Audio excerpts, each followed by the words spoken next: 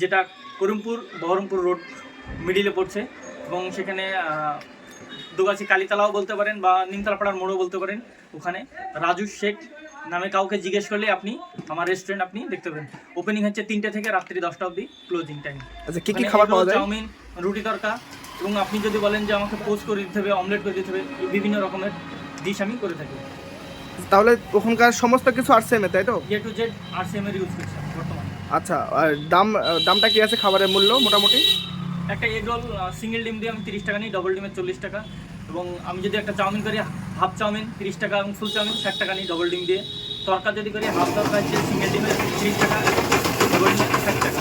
এবার কেউ যদি এক্সট্রা ডিম নিতে চাই সেখানে আমি 10 টাকা প্রাইস ধরি, যেহেতু বর্তমান ডিমের মূল্য হচ্ছে 7 টাকার উপরে, আমার 3 টাকা খরচ করে দিই, তাই আমি 10 টাকা দিয়ে দিই। তাহলে আরসিএমের অরিজিনাল প্রোডাক্ট নিয়ে রান্না করেও সেই বাজারের মতনই দাম? বাজারের মতনই একই দাম, একই প্রাইস পড়ছে, ওটা কোনো সমস্যা আছে না। আচ্ছা।